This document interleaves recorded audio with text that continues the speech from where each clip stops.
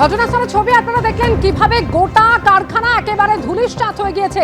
এটাই কিন্তু প্রথমবার নয়, এর আগেও একাধিকবার চম্পাড়িতে এভাবেই বাজি বিস্ফোরণ ঘটেছে। তারপরেও সতর্কতামূলক পদক্ষেপ কোথায় কোথায় নজরদারি প্রশ্ন উঠছে। যে 4 জন গুরুতর আহত হয়েছেন তাদের মধ্যে একজন যার শরীরের 90% পুড়ে গিয়েছে, তাকে পিয়ারলেস হাসপাতালে নিয়ে যাওয়া হয়েছে, সেখানে চিকিৎসাধীন রয়েছেন তিনি। আমাদের প্রতিনিধি ঝিলাম কর্মচারী সরাসরি রয়েছেন। ঝিলাম, হাসপাতাল সূত্রে এখনো পর্যন্ত কি জানা যাচ্ছে, এখন কি অবস্থা ওই ব্যক্তির? একদমই পরিস্থিতি পাল্টেছে, কারণ একজন যে গুরুতর আহত ছিল অগ্নিদগ্ধ, তারপরে আরো একজন এসছে আমরা দেখতে পাচ্ছি এই একই রকম অগ্নিদগ্ধ তিনি, এবং প্রথম যিনি ঢুকেছিলেন তার প্রায় 90% অগ্নিদগ্ধ তিনি, তেমনটাই জানা গিয়েছিল। এবং যারা নিয়ে এসেছিলেন তারা বলছিলেন যে বাড়িতে খড়ের আগুন থেকে লেগেছে। তবে তারপরেই আমরা দেখতে পেলাম আরও একটি অ্যাম্বুলেন্সে আরও একজন অগ্নিদগ্ধ এসেছেন, এবং তৃতীয় যে অ্যাম্বুলেন্স আমার সহকর্মী যে দেখাচ্ছে প্রবীর দিয়ে একের পর এক অ্যাম্বুলেন্স ঢুকছে। এবং প্রথম যে ব্যক্তি তার ক্ষেত্রে প্রায় 90% বার্ন ছিল, এবং যারা রয়েছেন চিকিৎসকরা এমার্জেন্সি তাদের সঙ্গে কথা বলার চেষ্টা করব। কি পরিস্থিতি আপনাদের এখানে, কি দেখলেন যারা এসছেন প্রথম যে ব্যক্তি? বার্ন পেশেন্ট এসছে, এখন আমাদের অ্যাসেসমেন্ট চলছে, অনেকটা ইনজুরি রয়েছে, কতটা হবে সেটা এখনই আমরা বলতে পারছি না। আমরা আগে দেখে নেই, তারপরে আমরা সঠিকভাবে বলতে পারবো। আরও একজন তো এসছেন দেখা যাচ্ছে, দেখা যাক তাদের কি হয়। যেটা আমরা খবর পাচ্ছি এটা বাজি কারখানার বিস্ফোরণ থেকে হয়েছে। ঠিক আছে, সেরকম কোনো খবর নেই, আমরা সেদিকে দেখছি না, এখন চিকিৎসাটাই আসল, চিকিৎসাটাই করতে হবে। অর্থাৎ দেখতে পাচ্ছ যে হাসপাতাল কর্তৃপক্ষের তরফ থেকে বক্তব্য যে বার্ন ইনজুরি পেশেন্ট আনা হয়েছে, এবং সেই বার্ন ইনজুরি পেশেন্টদের তাদের চিকিৎসা করা হচ্ছে। যদিও যারা যারা এসছেন কি কারণে এই বার্ন ইনজুরি সেটা স্পষ্ট করে তারা না জানলেও এই যে চিকিৎসা, সেই চিকিৎসা সামনে দেখতে পাচ্ছে সেই অ্যাম্বুলেন্স রয়েছে, তার পরিবার পরিজনরা রয়েছে, তারা প্রত্যেকেই একদম ক্রন্দনরত। এবং তাদের যে এই ঘটনার অভিঘাতে তারা যে ভেঙে পড়েছে শোকে বিহল দেখে বোঝা যাচ্ছে। কি হয়েছিল ঘটনাটা? আমরা কিচ্ছু জানি না, কারণ আমরা সব বাইরে ছিলাম, আমরা ফোনে জানতে পেরেছি কিছু। তারপরে এখানে সরাসরি এখানে এসেছি সরাসরি। এই ব্যক্তির নাম কি যিনি এখানে বসে আছেন? গৌরহরি গাঙ্গুলি। আরো একজন ভর্তি হয়েছেন, বলতে পারবো না, আমরা বলতে পারবো না। অর্থাৎ যিনি এখানে অগ্নিদগ্ধ দেখতে পাচ্ছে তার পরিবার পরিজনরা রয়েছেন, এবং তারা বলছেন এই ব্যক্তির নাম গৌরহরি গাঙ্গুলি, এবং তারা বাইরে থেকে শুনতে পেয়ে এসছেন।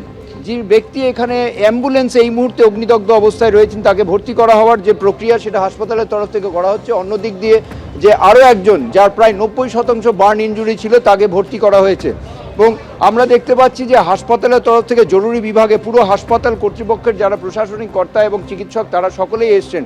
পুলিশকে জানানো হয়েছে, তেমনটাই জানিয়েছেন হাসপাতালের তরফ থেকে। অবশ্য স্পষ্ট করে দেওয়া হয়েছে কীভাবে এই বার্ন ইনজুরি তারা জানেন না, এবং আপাতত রোগীর চিকিৎসা, যিনি অগ্নিদগ্ধ তার চিকিৎসার ওপর তারা সবচেয়ে বেশি জোর দিচ্ছেন।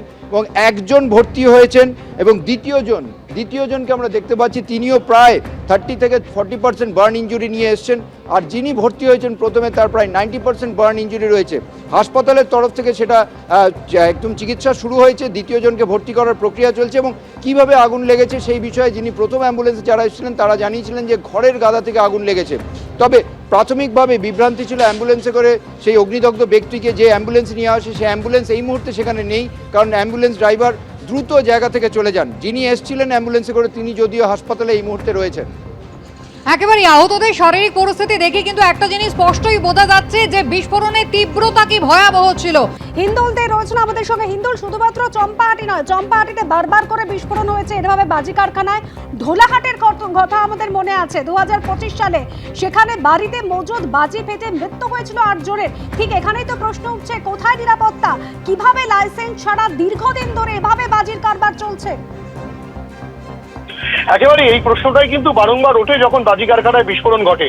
সে চম্পাহাটির হারাল হোক, ধোলাহাট হোক, অথবা মহেশতলা বাজি তৈরি কারখানা হোক, যেখানেই বিস্ফোরণ ঘটে সেখানে মৃত্যুর ঘটনা অধিকাংশ সময় সামনে আসে।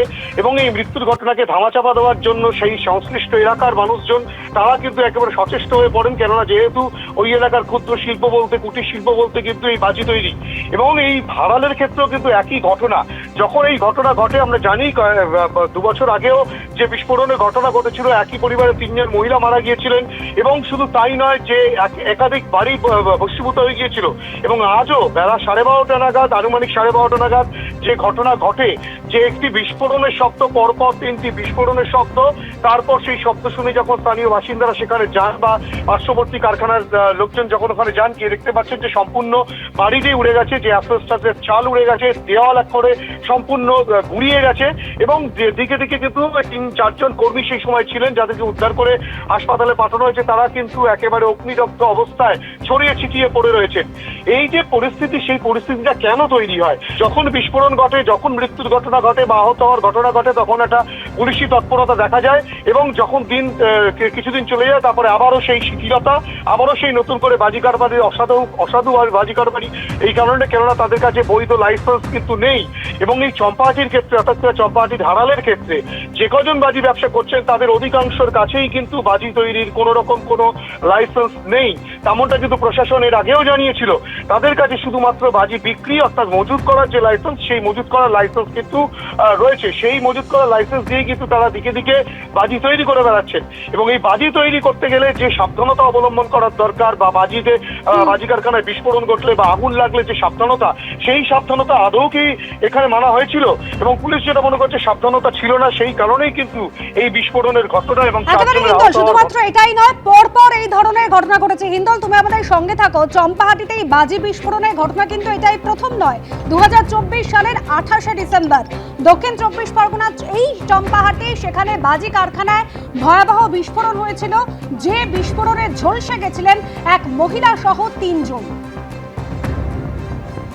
তারপরে হুঁশ যে ফেরেনি, আজকের ঘটনা কিন্তু তাই প্রমাণ করছে। চম্পাহাটিতে বেলা 12:30 নাগাদ বাজি কারখানায় বিস্ফোরণ। দক্ষিণ 24 পরগনায় পরপর এই ধরনের বাজি কারখানা রয়েছে এবং একের পর এক বিস্ফোরণের ঘটনা ঘটেছে।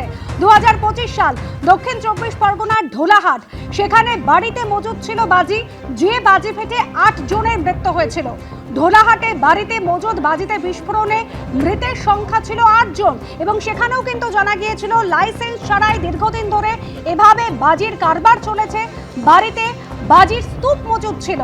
একই পরিবারে 3 জন শিশু সহ 8 জনের মৃত্যু হয়েছিল। তারপর আজকের ঘটনা, চম্পাহাটিতে ফের বাজি কারখানায় বিস্ফোরণ, যে বিস্ফোরণের জেরে 4 জন গুরুতর জখম হয়েছেন।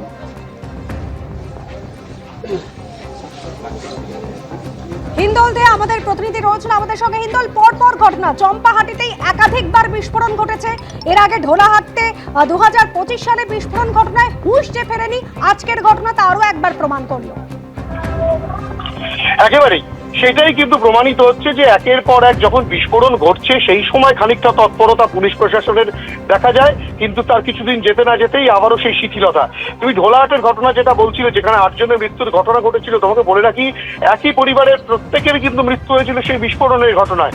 এবং এলাকার বাসিন্দারা তেমনও অভিযোগ করেছিলেন যে দিনের পর দিন সেখানে বেআইনিভাবে বাজি তৈরি হচ্ছে। পুলিশ প্রশাসনকে জানানো হয়েছিল, তারপরেও পুলিশ প্রশাসন সঠিকভাবে কর্ণপাত করেনি এবং যার জেরে কিন্তু ঢোলাহাটের সেই বিস্ফোরণের ঘটনা ঘটেছিল।